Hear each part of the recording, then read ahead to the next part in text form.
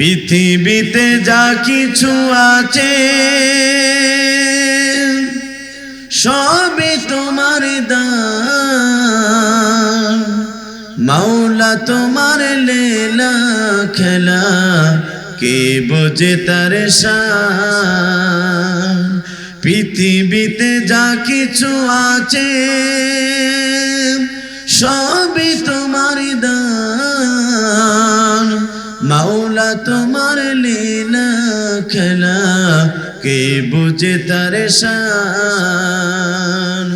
মাওলা তোমার লীলা খেলা কে বুঝে তার শান। তোমার দয়ায় আমরা সবাই এই দুনিয়া পেলাম। তোমার দয়ায় আমরা সবাই এই দুনিয়া পেলাম। দমে দমে দম লাগাইয়া দমে দমে দম লাগাইয়া তোমার নামে গাইলাম। তোমার দয়ায় আমরা সবাই এই দুনিয়া পেলাম। তোমার দয়ায় আমরা সবাই এই দুনিয়া পেলাম। তোমার সৃষ্টি দেখলে মনে হয় এক রশিতে বান্দা। যেদিকে যাই শুনি শুধু হু আল্লাহ হু আল্লাহ। কথা বলুন ঠিক না বেরে? তোমার সৃষ্টি দেখলে মনে হয় এক রশিতে বান্দা। যেদিকে যাই শুনি শুধু হু আল্লাহ হু আল্লাহ। সেই প্রভুর কাছে আমার সেই প্রভুর কাছে আমার প্রাণটা সঁপে দিলাম। তোমার দয়ায় আমরা সবাই এই দুনিয়া পেলাম। তোমার দয়ায় আমরা সবাই এই দুনিয়া পেলাম। দমে দমে দম লাগাইয়া দমে দমে দম লাগাইয়া তোমার নামে গাইলাম। তোমার নামে তোমার দয়ায় আমরা সবাই এই দুনিয়া পেলাম। তোমায় সিজদা তামাম সৃষ্টি সকাল দুপুর সন্ধ্যা। আমি অধম তারি আদলে হয়ে গেছি বান্দা। কথা বলুন ঠিক না বেরে? তোমায় সিজদা তামাম সৃষ্টি সকাল দুপুর সন্ধ্যা। আমি অধম তারি আদলে হয়ে গেছি বান্দা। হৃদয় মাঝে আমরা পাব হৃদয় মাঝে আমরা পাব তোমার পরম চাইলাম। তোমার দয়ায় আমরা সবাই এই দুনিয়া পেলাম। তোমার দয়ায় আমরা সবাই এই দুনিয়া পেলাম। তোমার দয়ায় আমরা সবাই এই দুনিয়া পেলাম। রব্বানা লাকাল হামদ হামদান কাসীরান তাইয়্যিবান মুবারাকান ফীহি। দুরূদ এবং সালাম যাপন করে বিশ্বমানবতার একমাত্র দিশারি বিশ্বমানবী আপনার আমার নবী দমিদার সর্দার যে নবী গোটা পৃথিবীতে মানুষের তৈরি করা আইনের গোলামি না করে কেবলমাত্র শুধুমাত্র একমাত্র এই জমিনে কালেমার দাওয়াত দেওয়ার কারণে নির্যাতিত হয়েছে, নিষ্পেষিত হয়েছে, নিগৃহীত হয়েছেন। এই জমিনে কালেমার দাওয়াত দেওয়ার কারণে যিনি মাতৃভূমি ছেড়েছেন, পিতৃভূমি ছেড়েছেন, আপনার আমার বিশ্ব নবী আখিরি জামানার নবী যে নবীর শরীর থেকে কালেমার দাওয়াত দেওয়ার কারণে রক্ত ঝরেছে, জমিন সিক্ত হয়েছে, সেই নবীর প্রতি দুরূদ আর সালাম শোয়েব আলী সাল্লাল্লাহু আলাইহি সাল্লাম।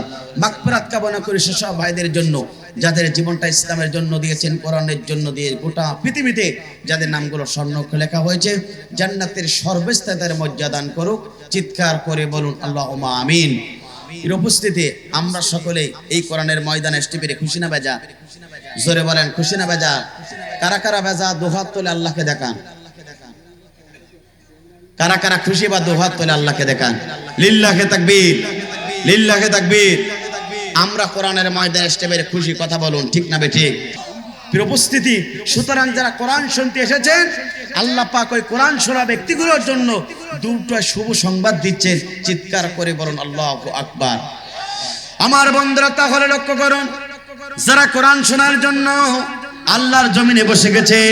যারা কোরআন শোনার জন্য জমিনে বসে গেল, জান্নাতের বাগানে বিশ্বনবীর ভাষায় যারা বসে গেল, সেই মহান রব ঘোষণা করছেন, বান্দা শুনে রাখো, হাজার হাজার মানুষের ভিড় থেকে বাছাইকৃত করে যারা এই কোরআন শোনার জন্য কোরআনের ময়দানে বসে গেল, সেই মহান রব বলছেন, বান্দা শুনে রাখো, আমার পক্ষ থেকে কনস্টিটিউশন, আমার পক্ষ থেকে হেদায়েতের কিতাব, আমার পক্ষ থেকে রহমতের কিতাব, যে কিতাবটা আমি রব আমি নিজেই নাজিল করেছি, সেই কোরআনে আল্লাহর ব্যক্তিগুলো যখন কোরআন শোনার জন্য একটি জমিনে বসে যায়, কোরআনের ময়দানে বসে যায়, ওই ব্যক্তিগুলো আমার সবচেয়ে আহান হিসাবে তারা পরিগণিত হয়, আমার সবচেয়ে নিকটতম তারা হয়ে যায়।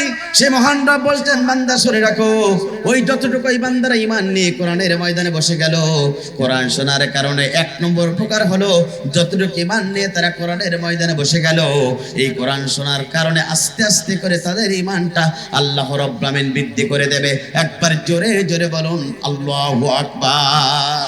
আমার বন্ধুরা, এটা আমার কথা না, মহাগ্রন্থ আল কোরআনুল কারীমের কথা। আল্লাহ পাক বলেন, ইন্নামাল মুমিনুনা আল্লাযীনা ইযা যুকিরাল্লাহু ওয়াজিলাত কুলুবুহুম ওয়া ইযা তুলিয়াত আলাইহিম আয়াতুহু যাদাতুহুম ঈমানা ওয়া আলা রাব্বিহিম ইয়াতাওয়াক্কালুন। আল্লাহ পাক বলেন, যারা কোরআন শোনার জন্য কোরআনের ময়দানে বসে গেল, যে মুসলমান কোরআনের ময়দানে কোরআন শোনার জন্য বসে গেল, যতটুকু ঈমান নিয়ে তারা কোরআনের ময়দানে বসলো, এই কোরআন শোনার কারণে, কোরআনের তাফসীর শোনার কারণে, কোরআন তেলাওয়াত শোনার কারণে, যতটুকু ঈমান নিয়ে তারা কোরআনের ময়দানে বসে গেল, কোরআন শোনার কারণে আস্তে আস্তে করে তাদের ঈমানটা বৃদ্ধি পেয়ে যাবে। একবার জোরে জোরে বলুন আল্লাহু আকবার। মুসলমানের সন্তান যারা হবে, কোরআন তেলাওয়াত শুনলে, কোরআনের তাফসীর শুনলে, কোরআনের ময়দানে গেলে, ওই ইমানদারের ঈমানটা আস্তে আস্তে করে বেড়ে যায়। কিন্তু আমরা দেখতে পেরেছি দীর্ঘ 16টি বছর ধরে অসংখ্য মুসলমানের সন্তান আছে, আলোচকদের কাছ থেকে কোরআনের আয়াত শুনেছে, কোরআন তেলাওয়াত শুনেছে, কোরআনের তাফসীর করার কারণে অসংখ্য আলেমকে এই জমিনে তারা লাঞ্ছিত অপমানিত করেছে। এমন আবু জাহেলের বাচ্চা এই সমাজে আছে না নাই? কোরআন শুনলে মুসলমানদের সন্তানের ঈমান বাড়ে। কিন্তু আমরা দেখতে পেরেছি প্রিয় বন্ধুরা, অসংখ্য মুসলমানের সন্তান ছিল, কোরআন শুনলে তাদের ঈমান বাড়তো না, বরং আবু জাহেলের বাচ্চার মতন করে তাদের সন্তান, তাদেরকে তাদের ঈমানটা বাড়তো না, বরং শয়তানি বাড়তো। এই জন্য আল্লাহ পাক বলেন, বান্দা শুনে রাখো, ঈমানদার যারা হবে, আল্লাহর প্রিয় গোলাম যারা হবে, আল্লাহর নৈকট্য হাসিল করতে যারাই চাইবে, ওই বান্দাগুলোর কোরআন শুনলে ঈমান বৃদ্ধি পাবে।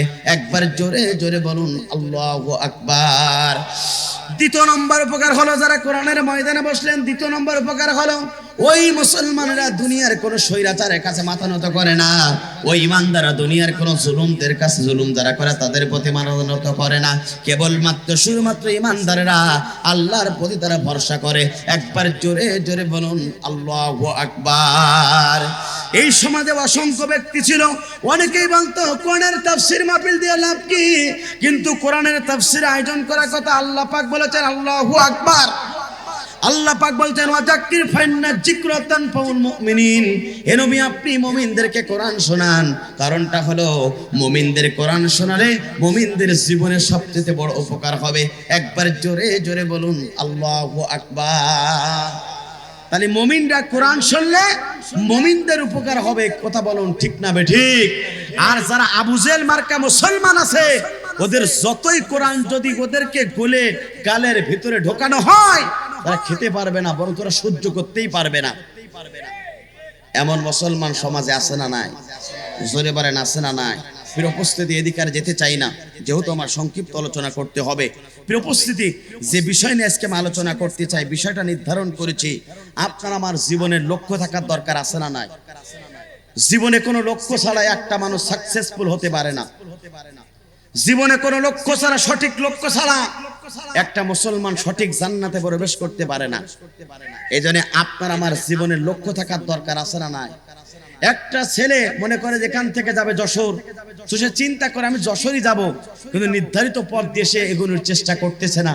বলুন তো, সন্ধ্যা নয়, সকাল থেকে সন্ধ্যা পর্যন্ত হাঁটলে আমার বন্ধুরা সে কি যশোর শহরে পৌঁছাতে পারবে? কিন্তু তার চিন্তা চেতনা যদি থাকে যে আমি সকালবেলা উঠে 10টার সময় রওনা করব, আমি যাব দোলাটানায়, ওটা নির্ধারিত স্থানকে লক্ষ্য করে সে যদি এইভাবে যেতে পারে 1 ঘন্টা হোক আর 2 ঘন্টা লাগুক, আস্তে আস্তে করে তার নির্ধারিত স্থানে সে পৌঁছাতে পারবে। কথা বলুন ঠিক না বেঠিক?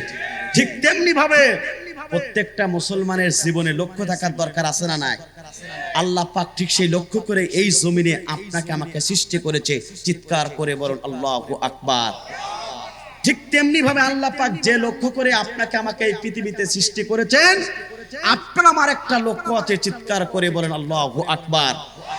আল্লাহর লক্ষ্য এবং উদ্দেশ্য হলো এই জমিনে ইন্নী জাইলুন ফিল আরদি খলিফা, এই জমিনে আমি প্রতিনিধি সৃষ্টি করতে চাই।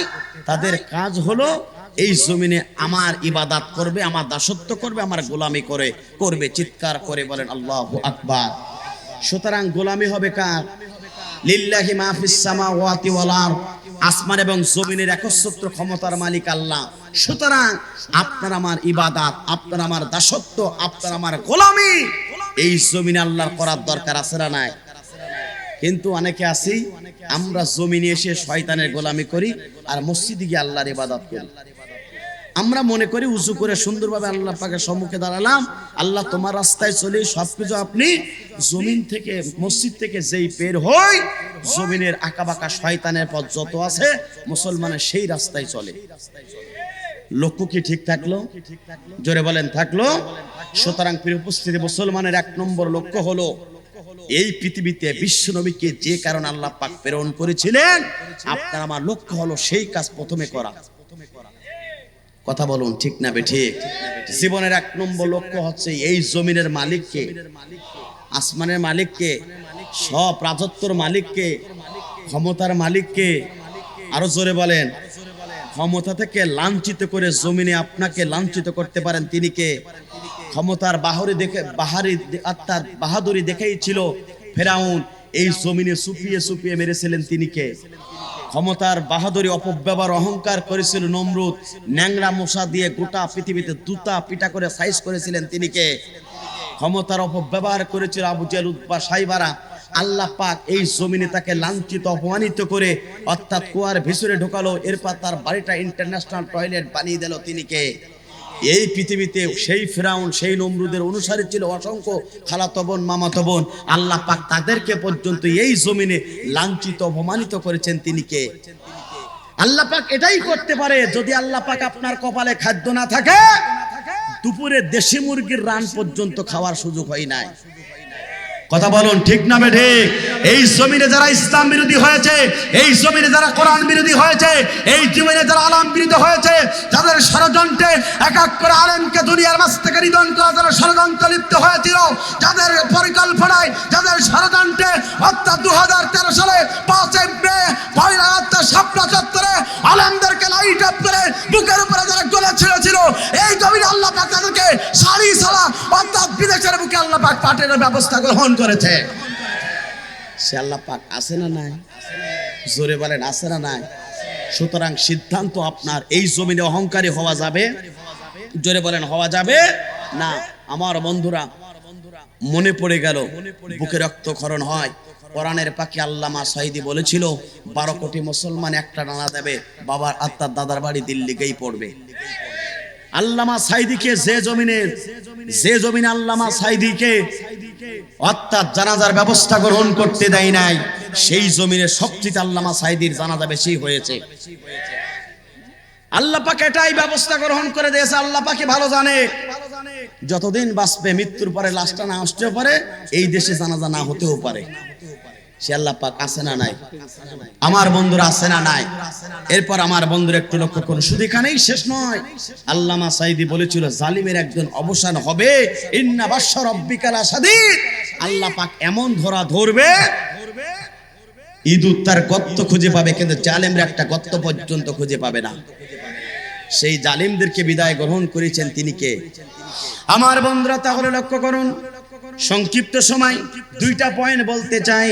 এক নম্বর পয়েন্ট হলো, আপনার আমার জীবনের প্রথম নম্বর লক্ষ্য হলো জমিনের মালিক আল্লাহ, হায়াতের মালিক আল্লাহ, রিজিকের মালিক আল্লাহ, সবকিছু মালিক আল্লাহ। সে আল্লাহ পাক বলেন, বান্দা শুনে রাখো, যুগে যুগে আমি পয়গম্বরদেরকে এই পৃথিবীতে প্রেরণ করেছি, তাদের পক্ষ থেকে এই জমিনে কিছু ডিরেকশন দিয়েছিলাম, সিদ্ধান্ত দিয়েছিলাম, তাদের পর্যন্ত লক্ষ্য উদ্দেশ্য ছিল। সুতরাং জীবনের এক নম্বর লক্ষ্য হবে এই জমিনের মালিক আল্লাহ, এই জমিনে আল্লাহর জমিন, আল্লাহর দ্বীন প্রতিষ্ঠার জন্য মুসলমানদেরকে গুরুত্বপূর্ণ কাজ করা লাগবে। কথা বলুন ঠিক না বেঠিক? প্রত্যেকটা নবী এবং রাসূলগণ এই কাজ করেছেন।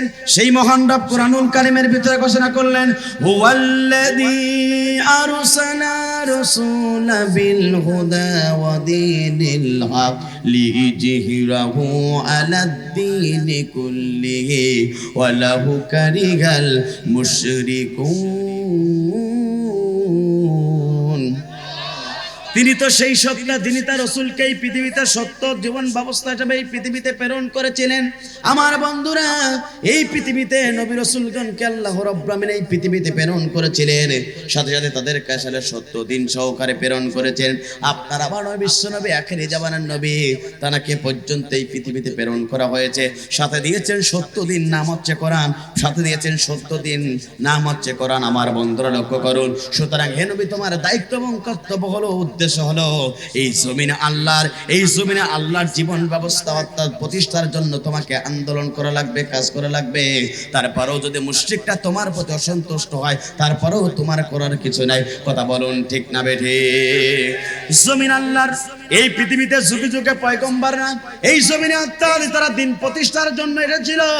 আপনার আমার নবী বিশ্ব নবী, আখিরি জামানার নবী, তিনি পর্যন্ত এই জমিনে কালেমার দাওয়াত দেওয়ার জন্য এসেছিলেন, দিন প্রতিষ্ঠার আন্দোলন করতে এসেছিলেন। আমার বন্ধুরা লক্ষ্য করুন, যুগে যুগে যত পয়গম্বর এসেছে এই দিনের দাওয়াত দেওয়ার কারণে, ইসলামের দাওয়াত দেওয়ার কারণে, হকের দাওয়াত দেওয়ার কারণে যুগে যুগে ওই জালেমরা অর্থাৎ এই জমিনে পয়গম্বরদেরকে জুলুম করেছে। কথা বলুন ঠিক না বেঠিক? ইতিহাস প্রমাণ করে পৃথিবীর প্রথম রাসূল, নাম তার ছিল নূহ আলাইহিস সালাতু ওয়াস সালাম। তিনি পর্যন্ত কালেমার দাওয়াত দিয়েছিল, জাতির লোক সহ্য করতে পারে নাই। নূহ আলাইহিস সালাতু ওয়াস সালামকে আঘাত করেছে, কষ্ট দিয়েছে, জুলুম করেছে, নির্যাতন করেছে। ইতিহাস পাওয়া যায় নূহ আলাইহিস সালাতু ওয়াস সালাম একদিন ঘর থেকে বের হলেন, একটি বাজারে চলে গেলেন, কিছু যুবকদেরকে লক্ষ্য করে দ্বীনের দাওয়াত দিলেন। ওই যুবকেরা তারা কালেমার দাওয়াত গ্রহণ করলো না, বরং নূহ আলাইহিস সালাতু ওয়াস সালামকে দুইটা হাত বেঁধে ফেললো, দুইটা পা বেঁধে ফেললো, জমিনে তাকে করানো হলো। এরপরে তার গালের উপরে থুতু মারা হলো, জুলুম নির্যাতন করা হলো।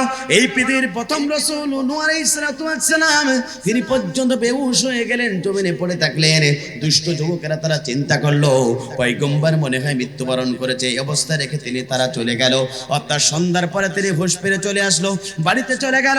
অর্থাৎ নূহ আলাইহিস সালাতু ওয়াস সালামের স্ত্রীকে বললেন, আমার প্রিয়তম স্ত্রী, দিনের দাওয়াত দেওয়ার কারণে বাজারে গিয়েছিলাম, তারা আমার দিনের আল্লাহর এই দিনের দাওয়াতকে তারা গ্রহণ করলো না, বরং আমাকে ধরেছে, পিটাইছে, রক্তাক্ত করেছে, আমার গালে পর্যন্ত থুতু মেরেছে। ও আমার প্রিয়তম স্ত্রী, তুমি পর্যন্ত আমার সহযোগিতা করো। কথা বলুন ঠিক না বেঠিক? মিল্লাতা আবিকুম ইব্রাহিম হুয়া সাম্মাকুমুল মুসলিমিন, মুসলিম জাতির পিতা ইব্রাহিম আলাইহিস সালাতু ওয়াস সালাম, তিনি পর্যন্ত এই জমিনে কালেমার দাওয়াত দিয়েছিল। নমরুদ সহ্য করতে পারে নাই। মুসলিম জাতির পিতা ইব্রাহিমকে মানার জন্য জ্যান্ত আগুনের তৈরি আয়না ঘর বানিয়েছিল। আর আজকে 1400 বছর আগে বাংলার মুসলমান দেখলো ওই জালিমরা পর্যন্ত এই জমিনে মানুষকে মারার জন্য ডিজিটাল কায়দায় তারা আয়না ঘর তৈরি করেছিল। কথা বলুন ঠিক না বেঠিক? খাপে খাপ মুনতাজের বাপ মিলে গেলে বুঝবেন কতটুকু লস আর কতটুকু লাভ। বাংলার মুসলমান করে আল্লাহর নাফরমান, বিপদে যখন পড়ে ফেলাই চোখের পানি। আল্লাহ পাক কয়, তোরা যখন তো সিটিং বাস্তব আসমানের মালিক আমি জানি। ধরে মোল্লা ধরে না, ধরলে মোল্লা ছাড়ে না, সবাই ধরে বারবার, মোল্লারা ধরে একবার। এই মোল্লা যাদেরকে ধরেছে জানাজার নামাজ তাদের পড়াই লেগেছে। সুতরাং আগামীর পৃথিবী, ইসলামের পৃথিবী, আগামীর পৃথিবী, কোরআনের পৃথিবী, আগামীর পৃথিবী, ইসলামের পৃথিবী, এই বাংলাদেশে ইসলাম কায়েম হবেই হবে, কোন নাস্তিকের বাচ্চা ঠেকাতে পারবে না। কথা বলুন ঠিক না বেঠিক? আমার বন্ধুরা, এরপরে মুসলিম জাতির পিতা ইব্রাহিম আলাইহিস সালাতু ওয়াস সালাম, তিনি ছিলেন মুসলমানদের জাতির পিতা। আর অসংখ্য মানুষেরা ভুয়া জাতির পিতা সেজে এই বাংলাদেশের কোটি কোটি টাকা তারা নষ্ট করেছে। কথা বলুন ঠিক না বেটি? 16.5 বছর ধরে 99.1 বিলিয়ন টাকা তারা পাচার করেছে, 94.1 বিলিয়ন টাকা তারা ঋণগ্রস্ত করেছে। আমার বন্ধুরা, এই টাকার ভিতরে নিজের বাবার মূর্তিকে তারা ঘরে ঘরে ঢোকানোর জন্য তারা চেষ্টা করেছিল। কথা বলুন ঠিক না বেটি? ইসমাঈল আলাইহিস সালাম সিংহায় ফুটকারে দেবে, পৃথিবীর সবকিছু ধ্বংস হয়ে যাবে। দুইটা জিনিস অবশ্যই থাকবে, একটা হচ্ছে আল্লাহর ঘর মসজিদ, দ্বিতীয় নম্বর হচ্ছে রাসূলের ঘর মাদ্রাসা। আফসোস লাগে, দুঃখ লাগে, সেই ঘরে পর্যন্ত জাতির পিতার ছবি পর্যন্ত তারা টাঙানোর ব্যবস্থা গ্রহণ করেছিল। কথা বলুন ঠিক না বেটি?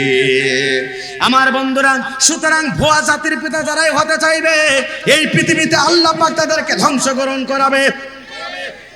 ডক্টর ইউনূসকে জিজ্ঞাসা করা হলো, একদিনে কেন জাতির পিতা সব শেষ করে দেওয়া হলো?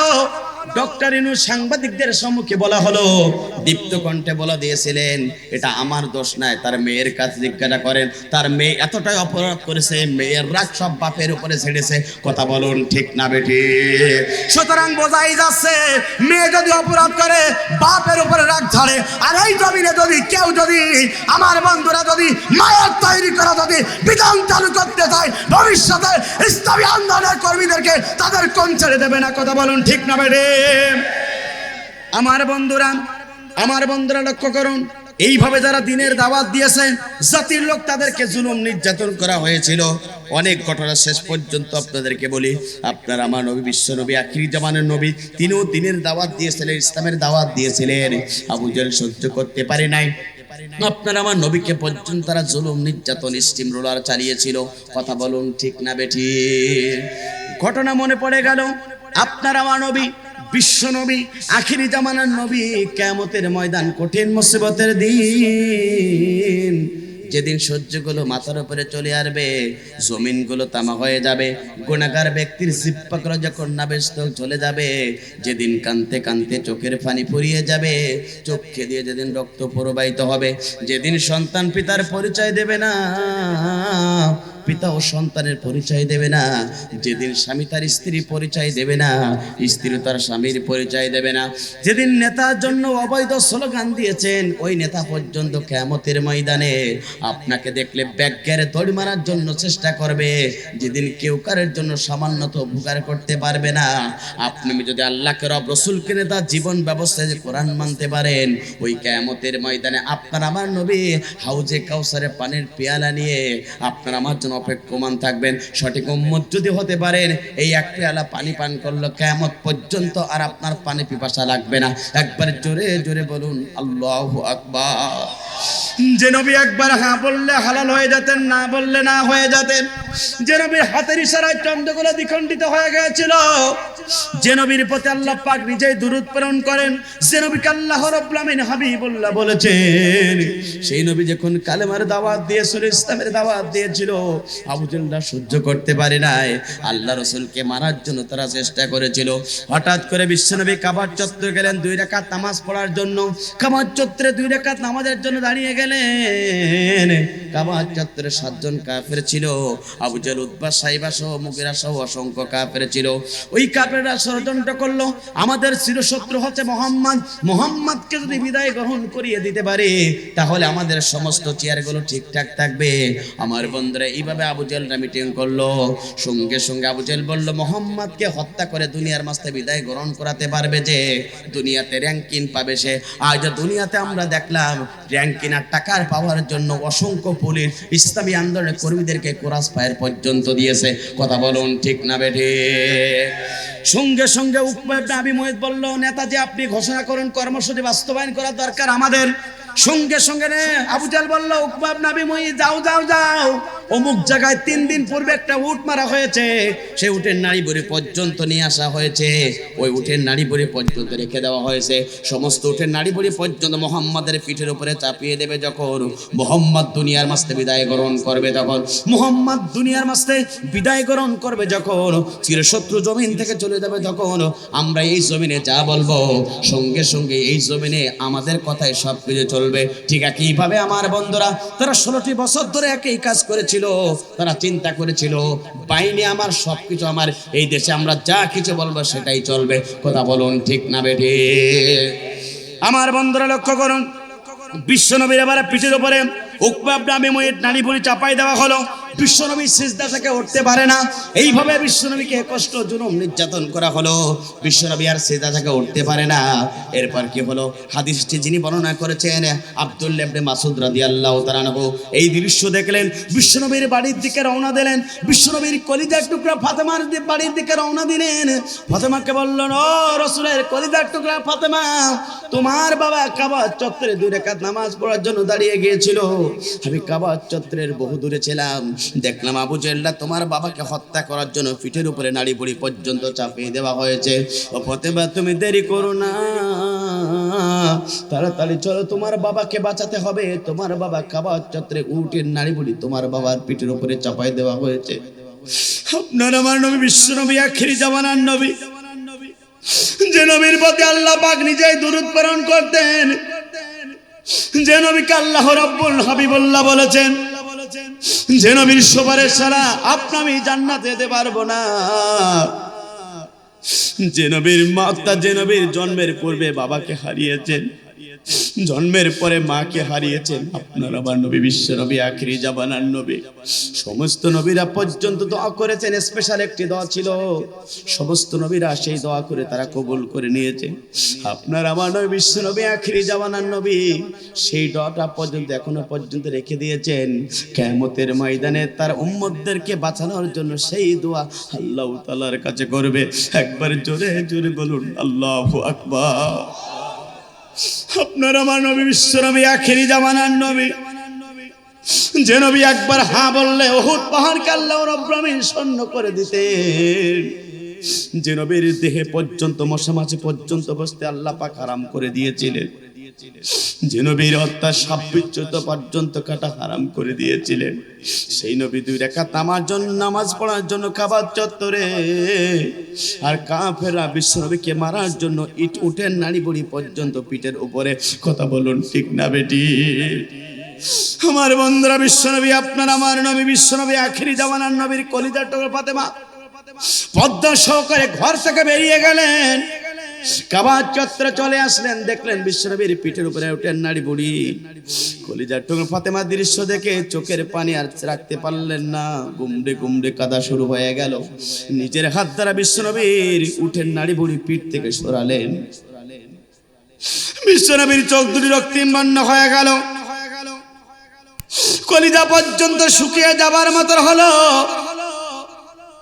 সিজদা থেকে তিনি উঠলেন, কলিজার টুকরা ফাতেমা বিশ্বনবীকে বললেন, ও আমার আব্বাজান, মৃত্যুর অর্থাৎ জন্মের পর্বে আপনি আপনার বাবাকে হারিয়েছেন, একটিবারের জন্য বাবার চেহারা আপনি দেখতে পারেন নাই, জন্মের পরে আপনার মাকে হারিয়েছেন।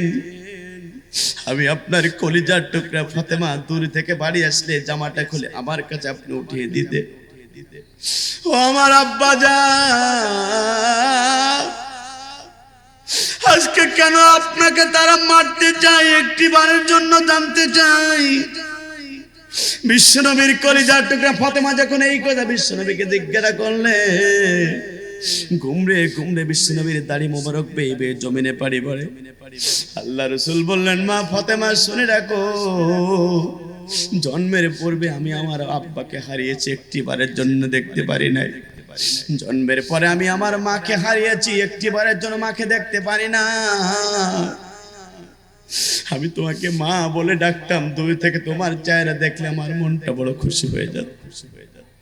ও আমার কলিজার টুকরা ফাতেমা শুনে রাখো, তারা কেন আমাকে মারতে চায়। কারণটা হলো এই জমিনে লা ইলাহা ইল্লাল্লাহ মুহাম্মদ রাসূলুল্লাহ বলার কারণে তারা আম্মাকে দুনিয়ার মাঝ থেকে বিদায় গ্রহণ করাতে চায়। কথা বলুন ঠিক না বেটি? আপনার আমার নবী বিশ্ব নবী আখেরি জামানার নবী, এই জমিনে কালেমার দাওয়াত দেওয়ার কারণে আবু জাহল বিশ্বনবীকে মারার জন্য তারা কাবার চত্বরে প্ল্যান করে তারা চেষ্টা করেছিল। আজ এই জমিনে কালেমার দাওয়াত দেওয়ার কারণে ইসলামী আন্দোলনের কর্মীরা এক এক করে ফাঁসির মঞ্চে তারা গলায় ঝুলিয়ে তারা ঝুলেছে। কথা বলুন ঠিক না বেটি? কেউ কালেমার দাওয়াত দিলে বড় বড় রান পায়, কেউ কালেমার দাওয়াত দিলে বাড়ি থেকে বিরিয়ানি আনি মসজিদে পর্যন্ত পৌঁছায় দেয়। আর এই জমিনের মানুষ তারাও পর্যন্ত দেখেছে এই জমিনে ইনিল হুকমু ইল্লা লিল্লাহ, সৃষ্টিদার আইন চলবে তার। আল্লাহর আইনের কথা বলার কারণে অসংখ্য আলেমদেরকে দুনিয়ার মাঝ থেকে ধরেছে, দুনিয়ার মাঝ থেকে অন্যায়ভাবে তাদেরকে বিদায় গ্রহণ করানো হয়েছে। কথা বলুন ঠিক না বেড়ে? আমার বন্ধুরা, সেই কালেমার দাওয়াত পর্যন্ত এই জমিনে হক দাওয়াত দ্বারাই দিয়েছে। এই জমিনে তাদেরকে অন্যায়ভাবে তাদেরকে পৃথিবীর বাস্তবে বিদায় গ্রহণ করানো হয়েছে। কথা বলুন ঠিক না বেঠে? সুতরাং সঠিক দিনের দাওয়াত যারাই দেবে তাদেরকে জালিমরা জুলুম করবে, এটাই স্বাভাবিক। কথা বলুন ঠিক না বেঠে? এই সঠিক জমিনে, এই জমিনে কালেমার দাওয়াত। আমার বন্ধুরা, কেউ রাজনীতি মনে করবেন না, রাজনীতি করার কোনো অধিকার আমার নেই। তবে কোরআনের কথা সত্য কথা, কোরআনের রাজনীতি করতে রবিউল ইসলামে 1 ইঞ্চি ছাড় দেবে না। কথা বলুন ঠিক না বেটি?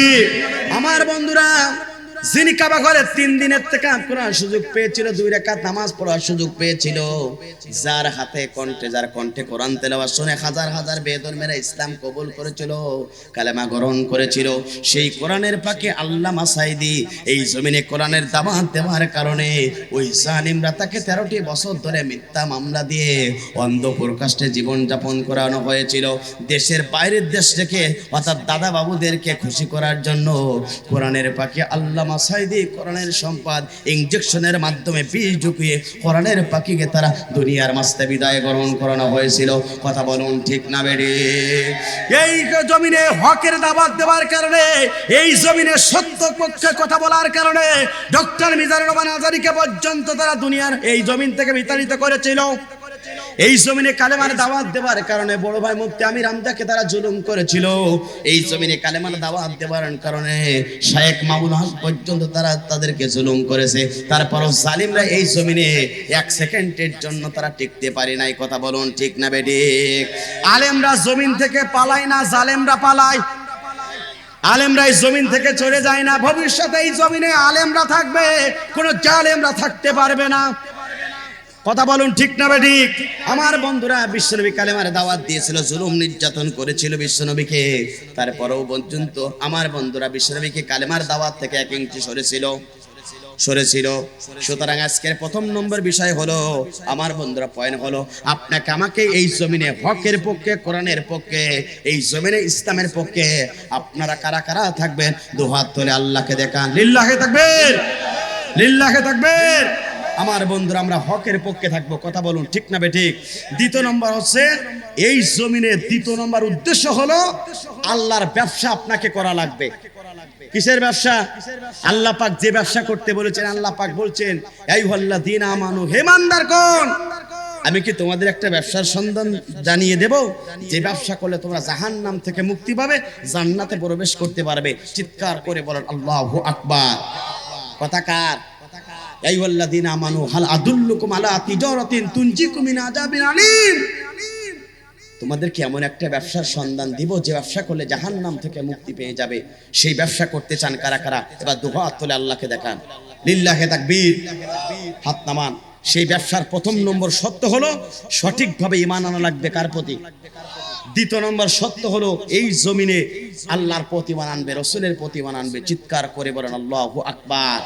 তৃতীয় নম্বর কাজ হলো জানের মালিককে, মালের মালিককে জান এবং মাল দিয়ে আল্লাহর জমিনে আল্লাহর দ্বীন প্রতিষ্ঠার কাজ করা লাগবে। যারা এই জমিনে জান এবং মাল দিয়ে আল্লাহর জমিনে আল্লাহর দ্বীন প্রতিষ্ঠার কাজ করতে পারবে, আল্লাহ পাক বলেন দ্বিতীয় সত্য পূরণ করলে আমি রব্বুল আমিন মৃত্যুর পরে তোমাদের গুনাহ খাতা মাফ করব, জান্নাতের ফেরদাউসের মেহমান করব। চিৎকার করে বলেন আল্লাহু আকবার।